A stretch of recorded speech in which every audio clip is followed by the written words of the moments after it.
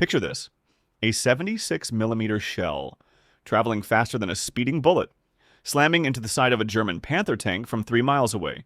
The impact is catastrophic. The armor fails. The tank burns. This is just one of thousands of kills achieved by 7 brutal World War II weapons that Americans designed to do one thing: destroy tanks.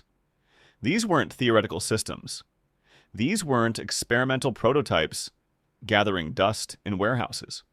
These were weapons deployed on actual battlefields, operated by American soldiers under fire, achieving documented tank kills that changed the course of warfare. German tank crews learned to fear them. Japanese tankers understood what they meant. When these weapons appeared, armor became vulnerable, steel became penetrable, and the soldiers inside those tanks understood they might not survive the day. Some of these weapons weighed dozens of tons and moved across landscapes with methodical precision. Others were so small, a single soldier could carry them on his shoulder. Some arrived as aircraft screaming from the sky, with rockets and machine gun fire. Others were stationary guns that waited patiently for enemy armor to roll toward them. Some required crews of 5. Some required only 1 person. But all of them shared one brutal characteristic. They killed tanks, they killed armor, they killed crews, and they did it repeatedly, reliably, and devastatingly. Let me walk you through each one. Weapon number 1, the M157 Malytemart anti-tank gun. Before the heavy tank destroyers arrived on the battlefield, before the monster guns started appearing and changing how people thought about armor protection, there was the 57mm M1 anti-tank gun. It was based on a British design called the 6-pounder, and when the Americans adopted it early in the war, they found themselves with something light, mobile, and genuinely effective against the tanks they were facing. The weapon fired a 6.25-pound projectile traveling at 2,675 feet per second.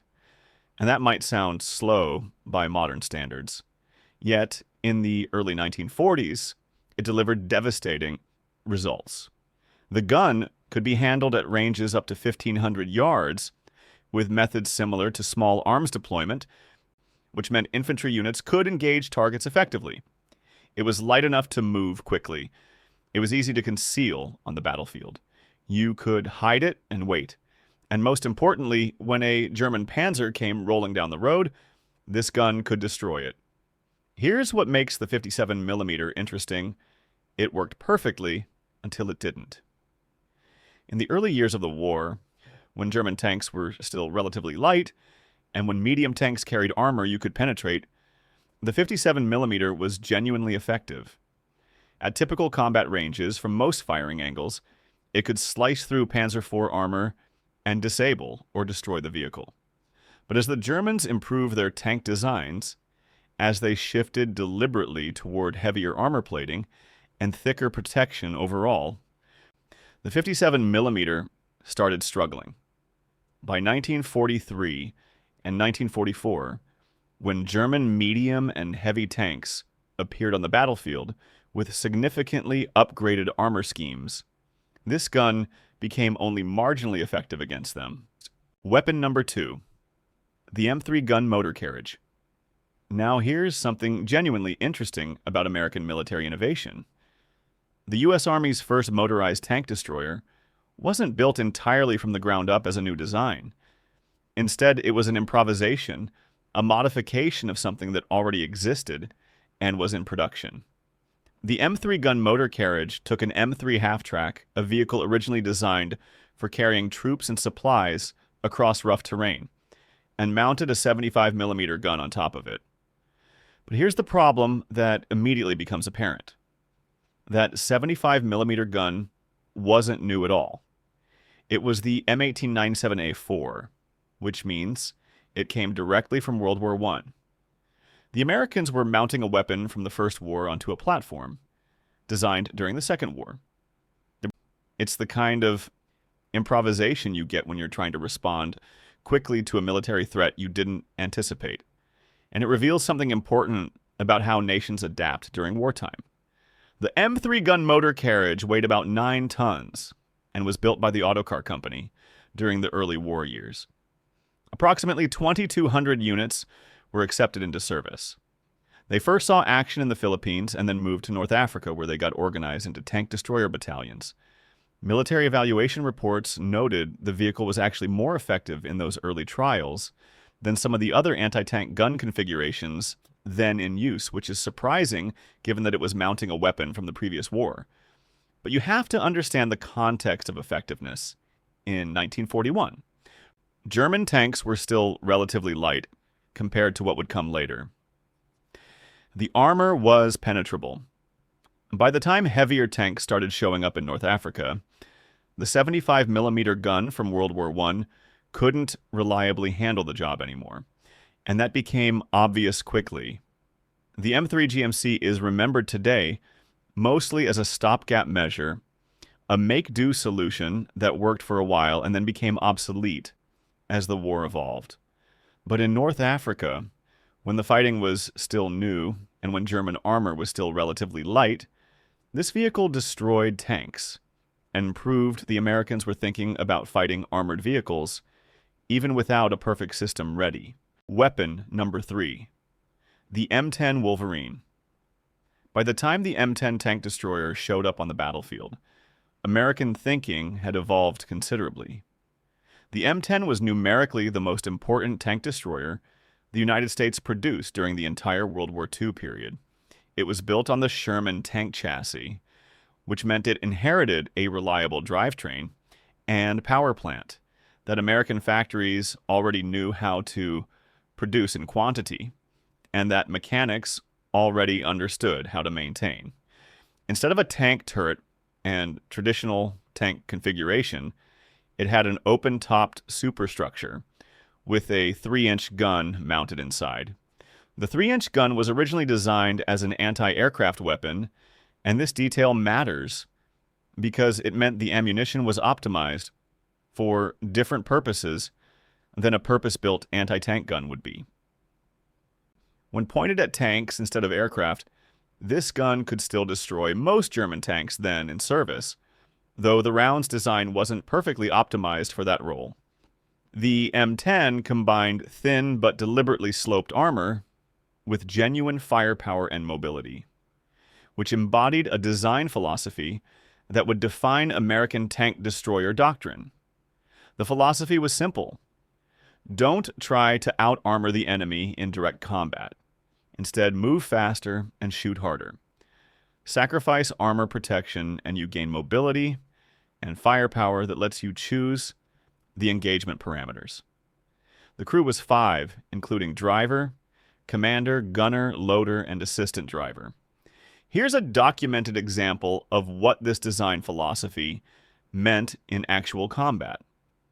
During the Battle of Kasserine Pass in North Africa, M10 tank destroyers of the 899th Tank Destroyer Battalion worked alongside M3 gun motor carriages from the 601st Tank Destroyer Battalion, and together they destroyed 30 German tanks. They lost 7 M10s and 20 M3s in that process, which meant the casualty exchange wasn't favorable, yet they destroyed 30 enemy tanks. That engagement proved the tank destroyer concept could work when properly employed. The 3-inch gun proved capable against German medium tanks of the period. And the M10 was initially successful, precisely because that gun could destroy most German tanks then in service in the North African and Mediterranean theaters. However, as the war progressed into Syria in 1944 and 1945, and as German armor got thicker and heavier, with Panthers and Tigers appearing in larger numbers, the M10's effectiveness against the newest German heavy tanks declined significantly. But for most of World War II in the European theater, particularly in the earlier campaigns, this vehicle was a serious threat to German armor formations. Weapon number 4, the M18 Hellcat. Now we come to something genuinely remarkable, and this is where the story gets interesting. The M18 Hellcat was the most effective American tank destroyer of World War II. And that's not opinion. That's documented historical fact based on verified combat records. It achieved a higher kill-to-loss ratio than any other tank or tank destroyer fielded by U.S. forces during the entire war. Built by Buick Motors Division, the M18 entered production in the summer of 1943 and first saw combat in the spring of 1944. The design philosophy was radical for the time. Make it light, make it extremely fast, and give it a powerful gun. Don't protect it with heavy armor like traditional tanks. Accept vulnerability in exchange for speed and firepower that allowed you to dictate engagement on your terms. The M18 weighed 18 tons, which made it lightweight for a tank destroyer. It measured 17 feet 4 inches long. Top speed was 55 to 60 miles per hour sustained, and it could reach 70 kilometers per hour in 64 seconds. The armor was only 9 to 25 millimeters thick. Minimal protection by design. The crew was 5 people, and the gun was a 76mm M1E1, which became recognized as one of the most effective anti-tank guns the Americans possessed. Here's the tactical thinking behind the M18. It was never designed to fight tanks frontally in a traditional tank versus tank engagement. Instead, it was designed specifically for ambush tactics. The extraordinary speed and mobility allowed crews to move to flanking positions where German tank armor was considerably thinner. It could strike from the side or rear where penetration became much less of a problem, and then move away before the enemy could respond effectively. The combat record speaks with complete clarity. The M18 Hellcat claimed 526 total tank kills during the war. 498 of those kills occurred in Europe, 17 in Italy, 11 in the Pacific Theater. That's more confirmed tank kills than any other American tank destroyer. And that's a remarkable achievement, considering how many tank destroyers the U.S. Army deployed. Weapon number 6, the P-47 Thunderbolt. Now we shift from ground-based systems to air, and this is where the story becomes three-dimensional, the Republic P-47. Thunderbolt held the distinction of being the heaviest single-engine fighter aircraft to see service in World War II. The fuselage was so bulbous, so heavy, so round and barrel-shaped that pilots nicknamed it the Jug, short for Juggernaut. The P-47 was originally designed as a fighter aircraft for air-to-air combat, yet it proved so robust, so powerful, and so capable of carrying ordnance that it became one of the most versatile aircraft of the entire war.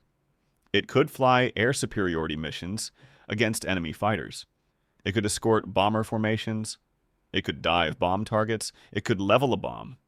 It could conduct night fighting. It could perform photo reconnaissance missions. But what we're interested in is ground attack, specifically ground attack against armor. The primary armament consisted of 8 50 caliber machine guns. That's 8 guns firing 50 caliber ammunition simultaneously. When you concentrate 8 50 caliber guns on a ground target, you're putting an absolutely enormous amount of firepower onto that target.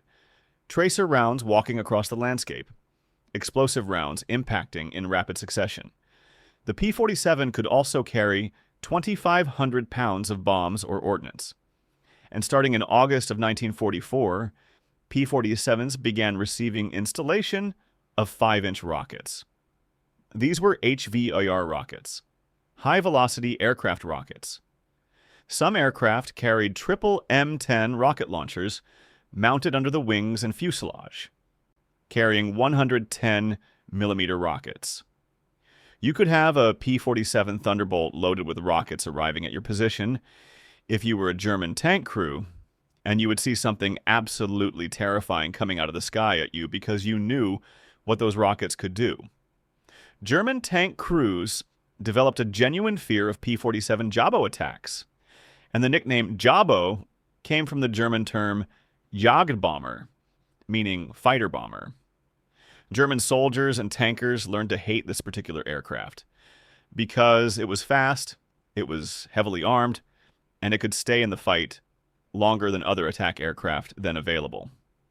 The psychological impact combined with the actual destructive capability made the P-47 legendary. Weapon number 7, the M1A1 bazooka. Finally, we come to something that might genuinely surprise you. The M1A1 bazooka, which was a shoulder-fired anti-tank rocket launcher. It was carried by infantry soldiers. It was portable enough for one person to operate. And despite its obvious limitations, it killed tanks consistently. The bazooka entered service midway through World War II, first appearing in the American campaign in North Africa when the fighting was still new. It fired a shaped charge rocket measuring 2.36 inches in diameter.